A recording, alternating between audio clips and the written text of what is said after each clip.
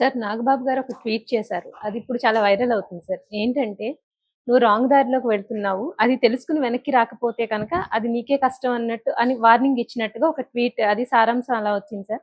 అయితే అదేంటంటే ఇప్పుడు ఈ 'పుష్ప 2' సందర్భంగా ఇది అల్లు అర్జున్‌కే ఆయన వార్నింగ్ ఇస్తున్నారా అనేది. అలాగే ఈ మెగా, అల్లు ఫ్యామిలీ గొడవలు ఇప్పుడు మళ్ళా చాలా ఎక్కువగా వినిపిస్తున్నాయి సార్. ఈ యాహ్! 'పుష్ప 2' సందర్భంగా ఈ గొడవలు ఎక్కువగా ఉన్నట్టు వినిపిస్తున్నాయి. అది ఎంతవరకు నిజం? ఆయన నిజంగానే అల్లు అర్జున్‌కే వార్నింగ్ ఇచ్చారా? మామూలుగానే నాగబాబు నర్మగర్భంగా అంటారు. టంగ్ ఇన్ చీక్ అంటారు హ్మ్. ఇంగ్లీష్‌లో. హ్మ్. అలాంటి ఒక టంగ్ ఇన్ చీక్ కొటేషన్‌లు పెట్టడం, హ్మ్. టంగ్ ఇన్ చీక్‌గా మాట్లాడడం అవన్నీ చేస్తుంటాడు. హ్మ్. మామూలు భాషలో చెప్పాలంటే అతి తెలివిగా పెడుతుంటాడు. హ్మ్. అది ఎవరికి తగలాలో వాళ్ళకి తగులుతుంది. కాకపోతే ఆహ్, మామూలుగా ఇంటెండెడ్ అంటే తను ఎవరిని ఉద్దేశించి పెట్టాడో వాళ్ళకి కాకుండా వేరే వాళ్ళు కూడా నన్ను ఉద్దేశించి పెట్టాడేమో అనుకునే హ్మ్. అవకాశం హ్మ్. ఉంది. హ్మ్. ఆయనకు కూడా అది కావాలి. అంటే ఆయన క్లవర్‌నెస్‌ని బయటికి చెప్పుకోవాలి. నేనెంత క్లవర్ అనేది చెప్పుకోవాలి. అట్ ద సేమ్ టైమ్ ఇండైరెక్ట్‌గా హ్మ్. రేపొద్దున హ్మ్. అది ఎవరైనా కేసు వేయడానికి కూడా లేదు. హ్మ్. కొటేషన్ హ్మ్. అది హ్మ్. స్వామి వివేకానంద కొటేషను. హ్మ్. కాబట్టి ఇది అల్లు అర్జున్ నేనేమనలా. అసలు నేనేదో కొటేషన్ పెట్టానా హ్మ్. అని హ్మ్. తప్పించుకోవడానికి కూడా ఆయన ఉపయోగపడుతుంది. హ్మ్. ఒక రకమైన సో కాల్డ్ క్లవర్‌నెస్ అయితే కనబడుతుంది. హ్మ్. ఆయన గతంలో కూడా ఇలాంటివి చెప్పాడు. అదే మాకు అనుకూలంగా ఉంటే పరాయుడైన మావోడే, మాకు వ్యతిరేకంగా ఉంటే మావోడైన పరాయివోడే, హ్మ్. ఇట్లాంటి ఒక కొటేషన్ హ్మ్. పెట్టాడు. అప్పుడు కూడా కాంటెక్స్ట్‌ని బట్టి జనాలు కూడా ఆయన అనుకున్నంత ఆయనకే తెలివి ఒక్కడికే ఉండదు కదా! హ్మ్. హ్మ్. ప్రపంచంలో మిగతా వాళ్ళకి కూడా తెలివి ఉంటది కాబట్టి వీళ్ళకి కూడా అర్థమవుతుంది. సరే ఇప్పుడు ప్రెజెంట్ ఆయన ఏం కొటేషన్ పెట్టాడంటే if you realise you have taken the wrong path, correct your course immediately. Hmm. The longer you wait, the harder it becomes to return where you truly belong. అంటే నువ్వు ఒక రాంగ్ పాత్లో వెళ్తున్నట్టుగా నువ్వు కానీ realise అయ్యి ఉంటే ఇమ్మీడియట్గా నువ్వు కరెక్ట్ చేసుకో. లేదంటే కష్టమైపోతుంది. నీ ఒరిజినల్ నువ్వు ఎక్కడైతే ఉండాలో అక్కడికి రావడం కోసం కష్టమైపోతుంది. ఇది అల్లు అర్జున్‌కి గాని మనం అప్లై చేస్తే, అల్లు అర్జున్ ఒక రాంగ్ పాత్‌లో వెళ్ళాడు. ఏం రాంగ్ పాత్ అది? మెగా ఫ్యామిలీని ధిక్కరించి, మెగా ఫ్యామిలీకి వ్యతిరేకంగా హ్మ్. వెళ్ళడం. ఆహ్, పవన్ కళ్యాణ్ జనసేన కూటమిని కాదని వైసీపీ పవన్ కళ్యాణ్‌కి ఎనిమీగా ఉన్న వైసీపీలో ఉండే ఒక ఎంపీని సపోర్ట్ చేయడం ఇది రాంగ్ కోర్స్. హ్మ్. ఈ రాంగ్ కోర్స్‌లో నువ్వు వెళ్తున్నావు. నువ్వు రియలైజ్ అయ్యి నువ్వెక్కడ బిలాంగ్ అవుతున్నావో దాంట్లోకి రా. ఎక్కడ పవన్ కళ్యాణ్‌తో ఉండు, మెగా ఫ్యామిలీతో ఉండు. అది నీ ప్లేస్ కానీ, హ్మ్. నీ ప్లేస్ వైసీపీ కాదు అని చెప్తున్నట్టుగా ఇది. హ్మ్. అంటే ఈయన అల్లు అర్జున్ రాంగ్ పాత్‌లో ఉన్నాడని ఫస్ట్ చెప్పడం, రియలైజ్ కాకపోతే నీకు కష్టమని ఇంకొక థ్రెట్ కూడా హ్మ్. అల్లు అర్జున్‌కి ఇవ్వడం. మళ్ళీ ఒకసారి నువ్వు లేట్‌గా రియలైజ్ అయినావనుకో, ఇక్కడ కుదరదు నీకు. హ్మ్. వస్తానన్నా హ్మ్. కూడా మేము చేర్చుకోం హ్మ్. అన్న ఒక థ్రెట్ కూడా ఉందా అనేది ఇప్పుడు అనాలిసిస్. హ్మ్. సో, ఆహ్, అల్లు అర్జున్‌కి ఇవన్నీ తెలియకుండా ఇప్పుడు ఒక స్థాయిలో ఉండేవాళ్ళు కాన్సిక్వెన్సెస్ అవును సార్. ఆలోచించకుండా నిర్ణయాలు తీసుకోరు. తీసుకో. అంటే మామూలుగా నిర్ణయాలు తీసుకునేది 2 రకాలుగా ఉంటది. హ్మ్. ఒకటి లాజికల్‌గా మనం left brain logical, right brain emotional అంటుంటాం. హ్మ్. లాజికల్ నిర్ణయాలు ఏందంటే ఆలోచిస్తాం. ఒక నిర్ణయం తీసుకుంటే ఈ నిర్ణయానికి రిపర్కషన్స్ ఎలా ఉంటాయి? కాన్సిక్వెన్సెస్ ఎలా ఉంటాయి? హ్మ్.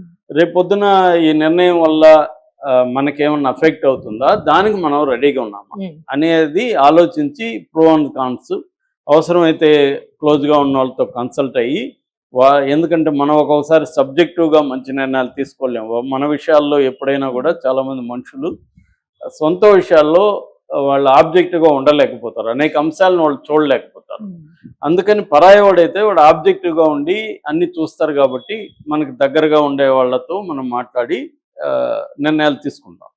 ఇది లాజికల్‌గా రేషనింగ్ అంటాం. అంటే లాజిక్‌ని అప్లై చేసి కార్యకారణ సంబంధాలను అప్లై చేసి మనం ఒక నిర్ణయం తీసుకుంటే దీనికి ఫలితాలు ఎలా ఉంటదనేది ఆలోచన చేసేది. రెండవది ఎమోషనల్ నిర్ణయాలు. ఎమోషన్ నిర్ణయాలు ఎప్పుడు చేస్తామంటే గొడవలొచ్చినప్పుడు, మనకి ఎవరితోన్నా సీరియస్‌గా వాగ్వివాదం వచ్చినప్పుడు టక్కన నిర్ణయాలు తీసుకునేస్తాం. హ్మ్.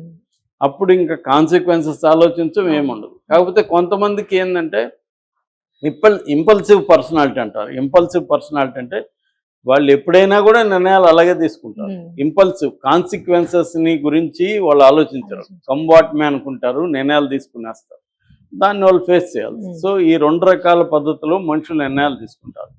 అల్లు అర్జున్ లాంటి వాళ్ళు, అల్లు అర్జున్ మనం జర్నీని గమనిస్తే అల్లు అర్జున్ మెచ్యూరిటీ ఉన్నవాడు. ఇంకా వాళ్ళ నాన్న అల్లు అరవింద్ అయితే చిరంజీవిని కూడా గైడెన్స్ చేసుకుంటూ చిరంజీవి కెరియర్ గ్రోత్లో కూడా అల్లు అరవింద్ గైడెన్స్ కానీ, సూచనలు కానీ, అడ్వైజ్ కానీ, క్రైసిస్ని వచ్చినప్పుడు చిరంజీవికి వచ్చిన క్రైసిస్ని డీల్ చేయడంలో అల్లు అరవింద్ పాత్ర చాలా ఉంది అనేది అందరికీ తెలుసు.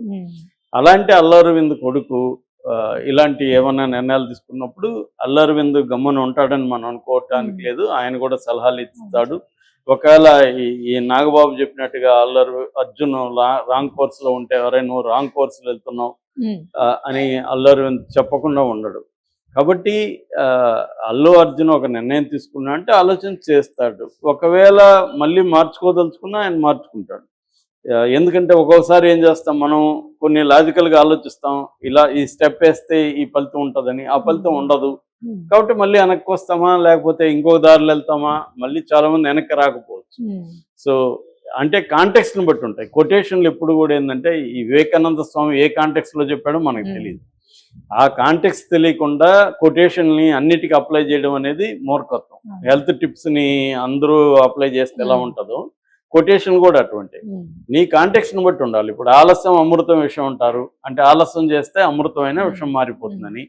అట్లా నువ్వు ప్రతి దాంట్లో స్పీడ్గా రియాక్ట్ అయితే నిదానమే ప్రధానం అని ఇంకొక సామెత ఉంటుంది. దేన్ని ఫాలో కావాలి? కాబట్టి ఇక్కడ ఏంటంటే కాంటెక్స్ట్ని బట్టి ఉంటుంది. కాబట్టి ఈయన అల్లు అర్జున్కి ఒక బెదిరింపు, ఒక సలహా ఇవన్నీ ఇస్తున్నాడు ఈ కొటేషన్లో.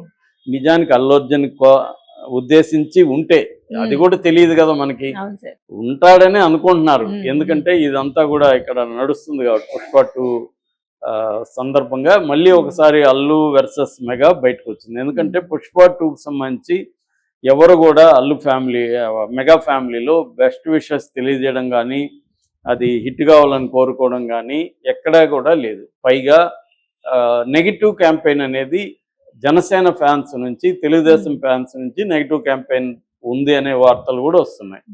అట్లాగే మొన్న చెన్నైలో అల్లు అర్జున్ మీట్ జరిగినప్పుడు అక్కడ కొంతమంది అల్లు ఫ్యాన్స్ ఏం పీకలేరు బ్రదర్ అని ఒక ప్లకార్డు పట్టుకొని చూపించారు. ఆ పీకలేరులో పి అండ్ కే బాగా ప్రామినెంట్గా కనబడేట్టుగా క్యాపిటల్ లెటర్లో పెట్టారు. అంటే అర్థం ఏమి, పీకే మమ్మల్ని ఏమీ పీకలేడు అని చెప్పదలుచుకున్నారు. సో అలాగా రైవల్రీ అనేది వీళ్ళిద్దరి మధ్య ఉంది. కాబట్టి ఒక రకంగా నాగబాబు ఇండైరెక్ట్గా, నిజానికి మామూలుగా ఇది ఫ్యామిలీ ఇష్యూ, కానీ మన పరిస్థితి ఎలా ఉంటుంది అంటే ఒక్కొక్కసారి ఫ్యామిలీ ఇష్యూ అనేది సినిమా ఇండస్ట్రీ ఇష్యూగా, సినిమా ఇండస్ట్రీ అనేది రాజకీయాలుగా మారిపోయింది. ఆంధ్రప్రదేశ్లో కాదేది రాజకీయాలకు అనర్హం అన్నట్టుగా ప్రతిదీ రాజకీయాలే. రెండోది పవన్ కళ్యాణ్ అక్కడ రాజకీయాల్లో యాక్టివ్గా ఉన్నాడు, డిప్యూటీ సీఎంగా ఉన్నాడు. ఈయనేమో నంద్యాలలో శిల్పా రవిప్రకాష్ రెడ్డికి ఈయన పోయి ప్రచారం చేసి వచ్చాడు. కాబట్టి అక్కడి నుంచి వారు అంతకుముందే ఫ్యామిలీ వారు నడుస్తుంది ఎప్పటి నుంచో వీళ్ళిద్దరి మధ్య. అంటే అల్లు అర్జున్ పొజిషన్ మనం అర్థం చేసుకుంటే, అల్లు అర్జున్ అనే అబ్బాయి ఒక హీరోగా ఎదిగిన పద్ధతి మనకి చాలా ఇన్స్పిరేషనల్గా కనబడుతుంది. అతను ఫస్ట్లో ఉన్న దీనికి ఇవాళ అతను ఫిజికల్ బాడీ కానీ, లేకపోతే యాక్టింగ్ ప్రజెన్స్ కానీ, ఇవన్నీ కూడా ఫెనామినల్ గ్రోత్ అల్లు అర్జున్లో ఉంటుంది. ఫస్ట్ 6 ప్యాక్ బాడీ కూడా అల్లు అర్జున్ మనకి. సో దాని వెనుక ఎంతో హార్డ్ వర్క్, డిసిప్లిన్ ఇవన్నీ ఉంటాయి. ఓన్లీ సపోర్ట్ సిస్టమ్సే సరిపోవు ఒక వ్యక్తి పైకి వెళ్ళాలంటే. ఇన్హెరెంట్గా మనలో ఉంటేనే సపోర్ట్ సిస్టమ్స్ హెల్ప్ అవుతాయి. ఇన్హెరెంట్గా లేనప్పుడు సపోర్ట్ సిస్టమ్స్ హెల్ప్ కావు. దానికి ఎగ్జాంపుల్ వాళ్ళ ఫ్యామిలీలోనే శిరీష్ ఎందుకు పైకి రాలేదు, హీరోగా ఎదగలేదు, ఈ అబ్బాయి ఎందుకు, ఇద్దరికి సపోర్ట్ సిస్టమ్స్ ఈక్వల్ గానే ఉంటాయి కదా. అట్లాగే మహేష్ బాబు వాళ్ళ రమేష్ బాబు ఎందుకు అవ్వలేదు, మహేష్ బాబు ఎందుకు, ఇలాగా మనం ఎన్ని వందల ఎగ్జాంపుల్ చెప్పచ్చు. సో అంటే ఇక్కడ ఏంటంటే నెససరీ కండిషన్, సఫిషియెంట్ కండిషన్ అని 2 ఉంటాయి. అంటే అసలు ముందు ఇండస్ట్రీలో నిలబడాలన్నా, ఇండస్ట్రీకి వెళ్ళాలన్నా నెససరీ కండిషన్ ఏంటి, సపోర్ట్ సిస్టమ్స్ ఉండాలి. అయితే సఫిషియెంట్ కండిషన్ అది సరిపోదు. సఫిషియెంట్ కండిషన్ అనేవి ఒక్కొక్కసారి తెలియదు, ఏదో కూడా అది జరిగినాక తెలుస్తుంది. పోస్ట్ ఫ్యాక్టరల్ అనాలిసిస్ జరిగినాకే మనం అనలైజ్ చేయగలం, కానీ ముందు చెప్పలేం. ఇప్పుడు ఒక వ్యక్తి సినిమా ఇండస్ట్రీలో డైరెక్టర్ కావాలంటే ఏంటంటే కొన్ని మనం చెప్పొచ్చు. ఏది నెసరీ కండిషన్, నీ దగ్గర స్క్రిప్ట్ ఉండాలి, నీకు డైరెక్షన్ గురించి బేసిక్ తెలిసి ఉండాలి, ఎక్కడైనా పనిచేసి ఉంటే మంచిది, ఇవన్నీ నెసరీ కండిషన్.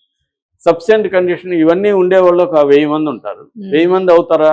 అవ్వరు. ఎవరు కదా సార్. వాళ్ళకి ఇంకేదో దొరకాలి, అంటే ప్రొడ్యూసర్ దొరకాలి, ప్రొడ్యూసర్ నీకెందుకు సినిమా ఇవ్వాలి అని ఆలోచించాలి, రకరకాల అంశాలు ఉంటాయి. ఎందుకంటే సంవత్సరానికి 20 మంది కంటే ఎక్కువ కొత్త డైరెక్టర్లకి ఛాన్స్ దొరకదు. Industry limited. 2000 మొత్తం నీకు 2000 మంది ట్రై చేస్తుంటారు, లేదా 1000 మంది ట్రై చేస్తుంటారు. అప్పుడు 20 మందికే ఛాన్స్ అంటే మిగతా 980 మందికి 1000లో ఛాన్స్ లేనట్టే కదా. మరికి వాళ్ళకి ఈ రూల్ వర్తిస్తుందా? కాబట్టి ఏంటంటే అవన్నీ ఉంటాయి. కాబట్టి ఈయన చెప్పినంత మాత్రాన అల్లు అర్జున్ ఏదో